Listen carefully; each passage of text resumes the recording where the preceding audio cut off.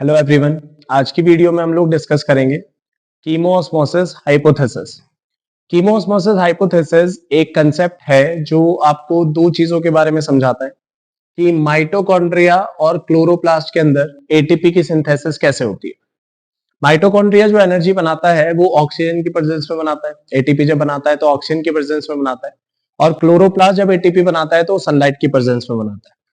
Chloroplast के अंदर जब फॉर्मेशन ऑफ एटीपी होती है in the presence of sunlight, तो उस फिनोमिना को हम लोग कहते हैं फोटोफॉस्फोराइलेशन।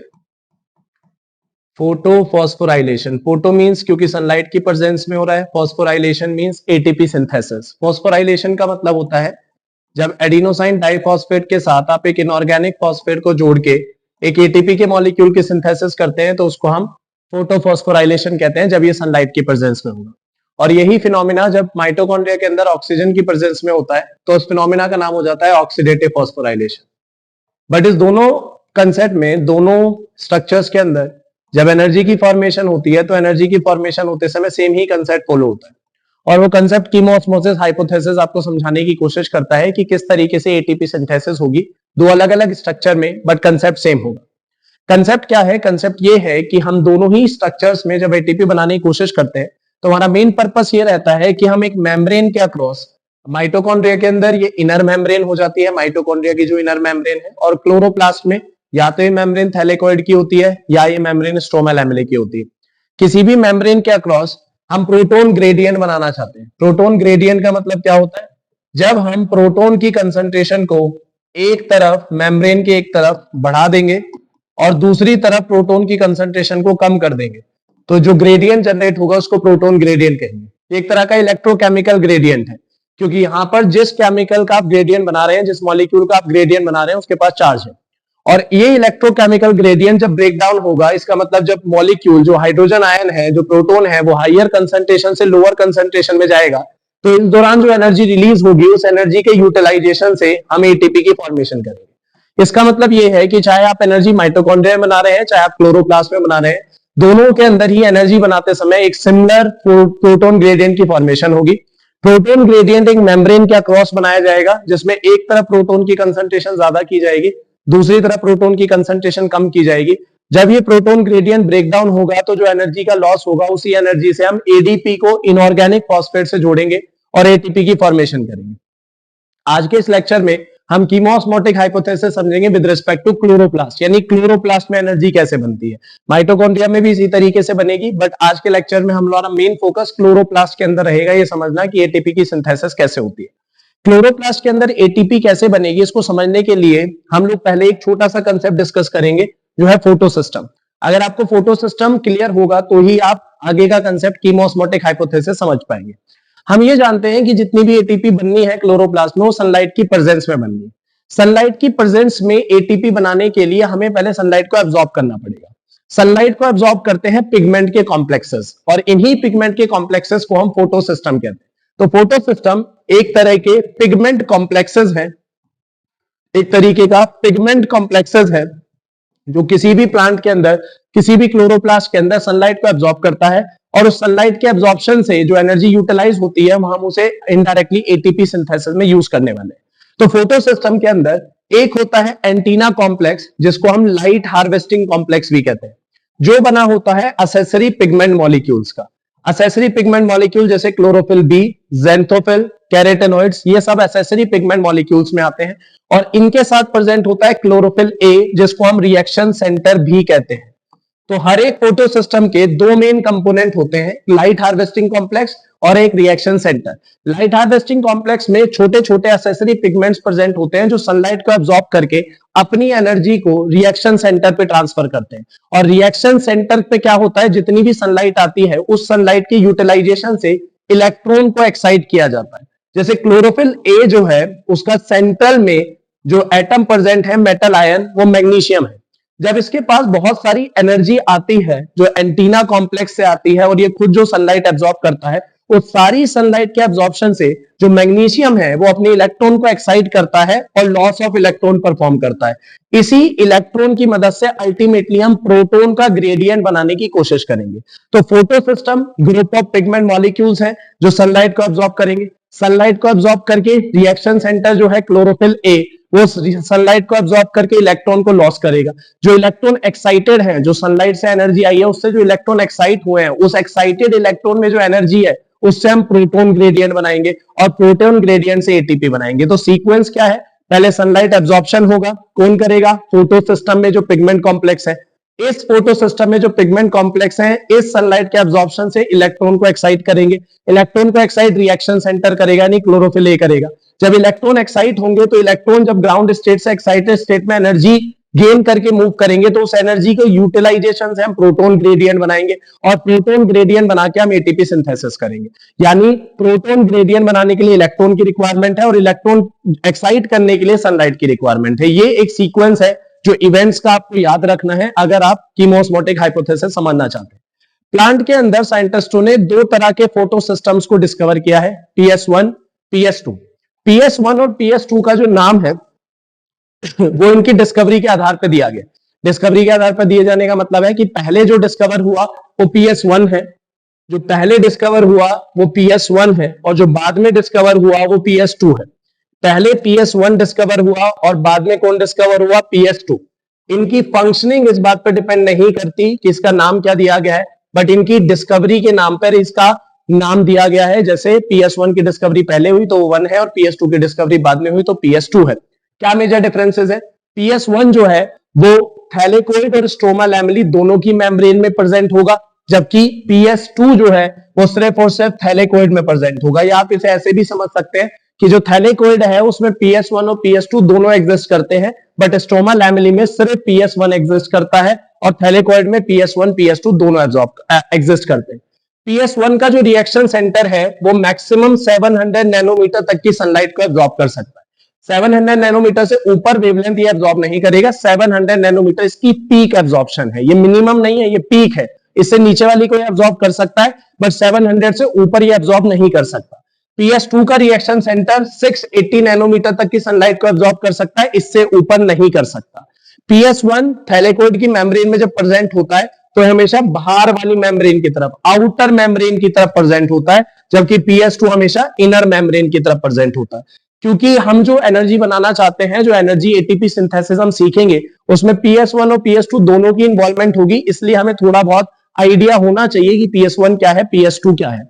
एक और डिफरेंस हम लोग यहाँ पे लिख सकते हैं कि PS2 जो है वो वाटर स्प्लिटिंग कॉम्प्लेक्स होता है। इसका मतलब यहां पर वाटर को स्प्लिट किया जाएगा, जबकि PS1 पे वाटर स्प्लिटिंग कॉम्प्लेक्स नहीं होता। और क्योंकि वाटर स्प्लिट होता है तो वाटर के स्प्लिटिंग होने से ऑक्सीजन भी रिलीज होगी, जो अभी हम डिस्कस करेंगे।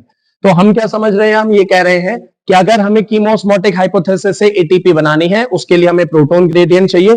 प्रोटॉन ग्रेडियंट बनाने में हमारी मदद कौन करेगा, इलेक्ट्रॉन्स करेंगे। इलेक्ट्रॉन्स कैसे निकलेंगे, जब सनलाइट एब्जॉर्ब होगी पिगमेंट्स के द्वारा तो इलेक्ट्रॉन एक्साइट होंगे और इन इलेक्ट्रॉन्स की मदद से हम लोग प्रोटॉन ग्रेडियंट की फॉर्मेशन करेंगे। जब भी हम किसी भी जगह पर प्रोटॉन ग्रेडियंट बनाना चाहते हैं तो प्रोटॉन ग्रेडियंट बनाने की कुछ रिक्वायरमेंट्स है। 4 रिक्वायरमेंट है प्रोटॉन ग्रेडियंट से अगर हम एनर्जी बनाना चाहते हैं, कीमोस्मोसिस अगर हम करना चाहते हैं तो उसकी 4 रिक्वायरमेंट है। रिक्वायरमेंट नंबर 1, हमें एक मेम्ब्रेन चाहिए जिसके अक्रॉस हम प्रोटॉन ग्रेडियंट बनाएंगे। क्योंकि हम क्लोरोप्लास्ट में पढ़ रहे हैं तो ये मेम्ब्रेन या तो थैलेकोइड की होगी या ये मेम्ब्रेन स्ट्रोमा लैमेली की होगी। अगर हम माइटोकॉन्ड्रिया में ये पढ़ रहे होते तो ये मेम्ब्रेन माइटोकॉन्ड्रिया की हो जाती, इनर मेम्ब्रेन जो स्पेसिफिकली हम यूज करेंगे। दूसरी चीज हमें क्या चाहिए, ऐसे प्रोटीन चाहिए जो प्रोटॉन को पंप कर सके। प्रोटॉन को पंप करने का मतलब है एक तरफ प्रोटॉन को बढ़ा सके और दूसरी तरफ प्रोटॉन को घटा सके। क्योंकि हमें प्रोटॉन ग्रेडियंट बनाना है तो ग्रेडियंट जब ही बनेगा जब आप एक तरफ प्रोटॉन को इकट्ठा करेंगे। प्रोटॉन को इकट्ठा करने के लिए हमें कुछ पंप्स की रिक्वायरमेंट है जो प्रोटॉन को एक तरफ इकट्ठा करने में हमारी मदद करेंगे। तीसरी चीज, जब प्रोटॉन पंप फंक्शनल होंगे तो एक तरफ प्रोटॉन की कंसंट्रेशन हाई होगी, दूसरी तरफ प्रोटॉन की कंसंट्रेशन लो होगी। किसकी फॉर्मेशन हो जाएगी, प्रोटॉन ग्रेडियंट।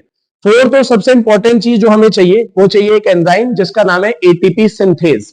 नाम से ही समझ में आ रहा है एटीपी सिंथेज वो एंजाइम है जो एटीपी की फॉर्मेशन करेगा। एटीपी सिंथेज में 2 कंपोनेंट होते हैं, एक F0 और एक F1। F0 जो कंपोनेंट है वो इसका ट्रांस मेम्ब्रेन कंपोनेंट होता है। ट्रांस मेम्ब्रेन कंपोनेंट मतलब ये मेम्ब्रेन के अंदर धसा होता है।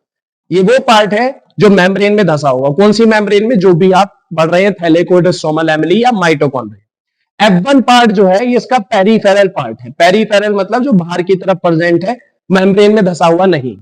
F1 पार्ट ही वो पार्ट है जो कि एटीपी फॉर्मेशन में मदद करता है। होता क्या है, आपके पास एक मेम्ब्रेन है, इस मेम्ब्रेन में कुछ प्रोटोन पंप्स हैं, उन प्रोटोन पंप की मदद से आपने एक तरफ प्रोटोन ज्यादा कर दिए, दूसरी तरफ प्रोटोन कम कर दिए, तो क्या बन गया, प्रोटोन ग्रेडियंट।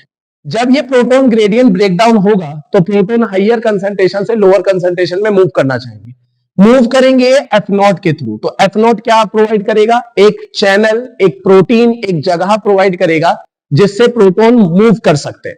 जब ये प्रोटोन मूव करेंगे और ये ग्रेडियंट टूटेगा, इलेक्ट्रोकेमिकल ग्रेडियंट ब्रेकडाउन होगा, तो ये जब प्रोटोन मूव करके F1 के पास जाएंगे तो F1 के स्ट्रक्चर में चेंज लाएंगे।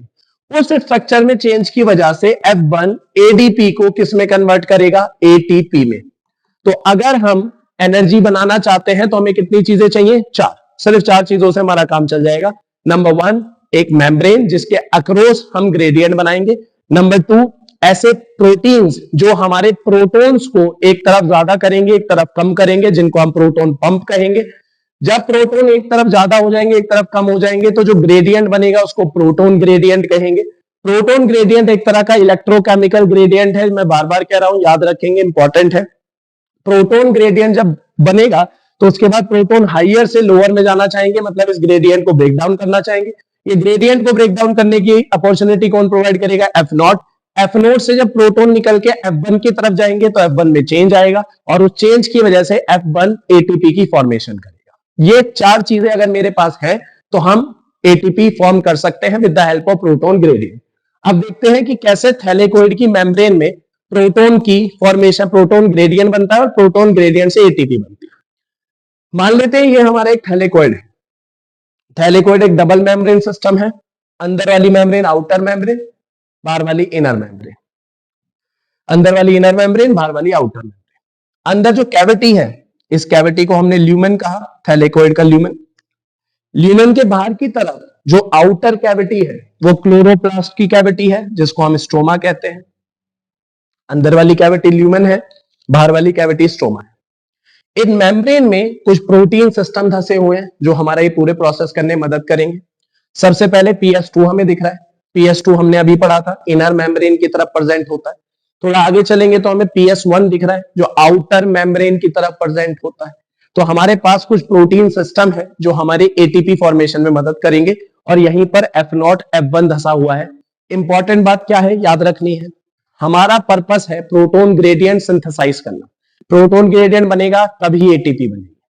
प्रोटोन ग्रेडियंट बनाते समय हम ल्यूमेन के अंदर हाई प्रोटोन कंसंट्रेशन करना चाहते हैं। ये मैं चाहता हूं कि ऐसा हो कि ल्यूमेन के अंदर प्रोटोन की कंसंट्रेशन हाई हो जाए और स्ट्रोमा के अंदर प्रोटोन की कंसंट्रेशन लो हो जाए। ये हमारा मेजर एम है। ये हमारा एम है कि हम चाहते हैं थैलेकोइड का जो ल्यूमेन है उसके अंदर प्रोटोन बढ़े और बाहर की तरफ प्रोटोन घटे। अगर आप देखें तो हमारे पास एक मेम्ब्रेन भी है, ठीक है, हमारे पास वो प्रोटीन्स भी हैं जो प्रोटोन को पंप करेंगे, हमारे पास ग्रेडियंट बनाना है और हमारे पास ATP सिंथेस भी है। हमारे पास वो सारी चीजें अवेलेबल हैं जो हमें ATP बनाने के लिए चाहिए। तो स्टार्ट करते हैं प्रोसेस, कैसे ये प्रोसेस चलता है, कैसे ATP की सिंथेसिस होती है, कैसे प्रोटोन ग्रेडियंट बनता है। इंपॉर्टेंट बात बार बार वही है कि हमें क्या चाहिए, ल्यूमेन के अंदर प्रोटोन ज्यादा और स्ट्रोमा के अंदर प्रोटोन कम। अगर हम ये अचीव कर पाएंगे तो ATP सिंथेसिस हो जाएगी। सबसे पहले सनलाइट एब्जॉर्ब होगी PS2 के द्वारा। जब सनलाइट एब्जॉर्ब होगी तो रिएक्शन सेंटर एक्साइट होगा। रिएक्शन सेंटर जब एक्साइट होगा तो क्या लॉस करेगा, इलेक्ट्रॉन। इसके इलेक्ट्रॉन लॉस होने की वजह से प्राइमरी इलेक्ट्रॉन एक्सेप्टर के पास मूव करेंगे। प्राइमरी इलेक्ट्रॉन एक्सेप्टर एक ऐसा प्रोटीन है जो कि फोटो सिस्टम 2 से इलेक्ट्रॉन को एक्सेप्ट करेगा जब भी इलेक्ट्रॉन एक्साइट होकर निकलेंगे। तो फोटो सिस्टम 2 के पास सनलाइट पड़ी, 680 नैनोमीटर इसकी पीक है, उस तक वो एब्जॉर्ब कर सकता है। 680 नैनोमीटर तक की सनलाइट इसके पास पड़ेगी, इसका रिएक्शन सेंटर एक्साइट होगा। एक्साइट होने के बाद ये 2 इलेक्ट्रॉन लॉस करेगा। ये दोनों इलेक्ट्रॉन प्राइमरी इलेक्ट्रॉन एक्सेप्टर के पास पहुंचे। अब सनलाइट तो लगातार पड़ती रहेगी बट इसके पास इलेक्ट्रॉन तो 2 ही थे लॉस करने के लिए। इस इलेक्ट्रॉन की डिफिशियंसी होने की वजह से, क्योंकि इलेक्ट्रॉन और अवेलेबल नहीं है, तो इस इलेक्ट्रॉन की डिफिशियंसी होने की वजह से PS2 के पास वाटर की स्प्लिटिंग होती है। इसको कहते हैं photolysis of water. Photolysis of water, अभी हमने उस डिफरेंस में भी लिखा था कि PS2 जो है वो वाटर स्प्लिटिंग कॉम्प्लेक्स है, यानी यहां पर वाटर की स्प्लिटिंग होती है। वाटर की स्प्लिटिंग होने का मेजर रीजन क्या है, जब सनलाइट पड़ती है PS2 के पास तो इलेक्ट्रॉन लॉस करता है। जो इलेक्ट्रॉन लॉस होते हैं उस इलेक्ट्रॉन की डिफिशियंसी को पूरी करने के लिए पिगमेंट के पास जो इलेक्ट्रॉन कम हुए हैं उस इलेक्ट्रॉन की डिफिशियंसी को पूरी करने के लिए वाटर स्प्लिट होगा। जब वाटर स्प्लिट होगा तो इलेक्ट्रॉन निकलेंगे, प्रोटॉन्स निकलेंगे और ऑक्सीजन निकलेगी। इलेक्ट्रॉन निकलेंगे, प्रोटॉन्स निकलेंगे और ऑक्सीजन निकलेगी। जो ऑक्सीजन निकलेगी वो तो एटमॉस्फेयर में चली जाएगी, रिलीज ऑफ ऑक्सीजन हो जाएगा।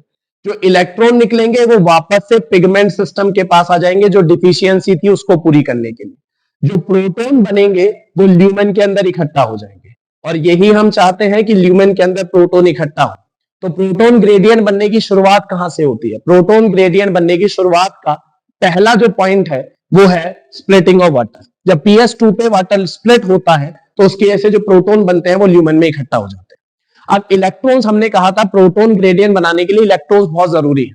अब होता क्या है कि जो इलेक्ट्रॉन प्राइमरी इलेक्ट्रॉन एक्सेप्टर के पास आए हैं, ये इलेक्ट्रॉन्स निकल के जाते हैं प्लास्टोक्यूनिन नाम के एक मॉलिक्यूल के पास, PQ नाम के एक मॉलिक्यूल के पास। बट प्रॉब्लम ये है कि जो PQ है वो एक हाइड्रोजन एक्सेप्टर है, यानी जो प्राइमरी इलेक्ट्रॉन एक्सेप्टर है वो अपने इलेक्ट्रॉन एक इलेक्ट्रॉन एक्सेप्टर को ना देके एक हाइड्रोजन एक्सेप्टर को देता है। तो हम क्या कह रहे हैं, जो PQ है वो एक हाइड्रोजन एक्सेप्टर है और हम उसे दे क्या रहे हैं, हम उसे इलेक्ट्रॉन ट्रांसफर कर रहे हैं। बट हाइड्रोजन में दो चीजें हैं, एक इलेक्ट्रॉन और एक प्रोटॉन। हमारी तरफ से उसको इलेक्ट्रॉन दिया गया, मतलब प्राइमरी इलेक्ट्रॉन एक्सेप्टर ने उसे इलेक्ट्रॉन ट्रांसफर किया PQ को, बट PQ को क्या चाहिए, हाइड्रोजन। तो कमी किसकी है, प्रोटॉन्स की। तो ये PQ प्रोटॉन्स स्ट्रोमा से कैरी कर लेता है। जो प्रोटॉन्स लिए जाते हैं वो कहां से लिए जाते हैं, स्ट्रोमा से।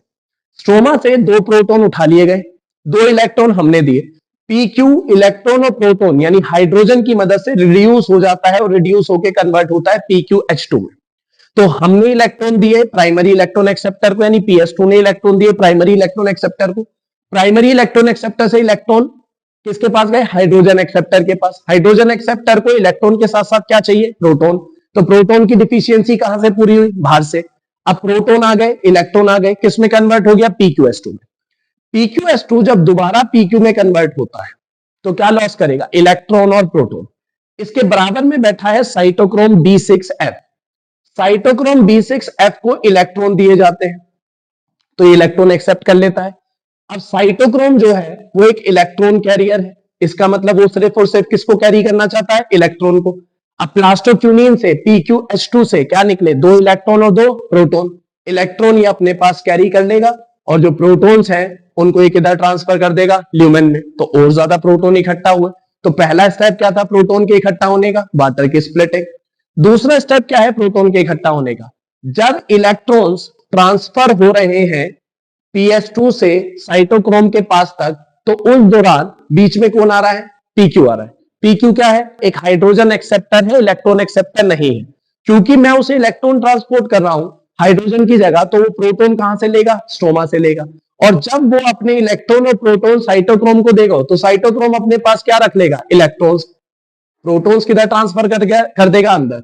तो दो प्रोटॉन पहले से अवेलेबल थे, दो प्रोटॉन्स और आ गए। धीरे धीरे क्या हो रहा है, स्ट्रोमा में प्रोटॉन कम हो रहे हैं, ल्यूमेन में प्रोटॉन बढ़ रहे हैं, और यही प्रोटॉन ग्रेडियंट बनाना हम लोग स्टार्टिंग से चाह रहे थे। इलेक्ट्रॉन के फ्लो को कंप्लीट करते हैं। और अगर आप देखेंगे तो ये प्रोटॉन की मूवमेंट जो हुई है, जो प्रोटॉन की पंपिंग हुई है, इसमें इलेक्ट्रॉन की मदद लगी है। तो हमने वही कहा था कि सनलाइट की मदद से इलेक्ट्रॉन आएंगे, इलेक्ट्रॉन की मदद से प्रोटॉन की मूवमेंट होगी। वही हम चीज को फॉलो करते हुए आगे चल रहे हैं। अब ये जो इलेक्ट्रॉन्स है ये जाते हैं कैरियर के पास जो प्लास्टोसाइनिन होता है, ये इनर मेम्ब्रेन की तरफ प्रेजेंट होता है। ये सिर्फ एक इलेक्ट्रॉन कैरियर है, इसमें कुछ खास बात नहीं है। और ये इलेक्ट्रॉन जो होते हैं निकल के अल्टीमेटली पहुंचते हैं PS1 के पास। PS1 पे दोबारा सनलाइट पड़ती है, तो जब सनलाइट पड़ती है तो ये फिर से इलेक्ट्रॉन एक्साइट होंगे। ये इलेक्ट्रॉन एक्साइट होके जाते हैं फेरोडॉक्सिन के पास। फेरोडॉक्सिन जो इनका कैरियर है, जो प्राइमरी एक्सेप्टर है। फेरोडॉक्सिन के बराबर में एक कॉम्प्लेक्स प्रेजेंट होता है FNR। FNR क्या होता है, FNR होता है फेरोडॉक्सिन NADP रिडक्टेज कॉम्प्लेक्स। यानी ये दो चीजों का कॉम्प्लेक्स है, एक फेरोडॉक्सिन है और एक इसके अंदर एंजाइम है जिसका नाम है NADP रिडक्टेज।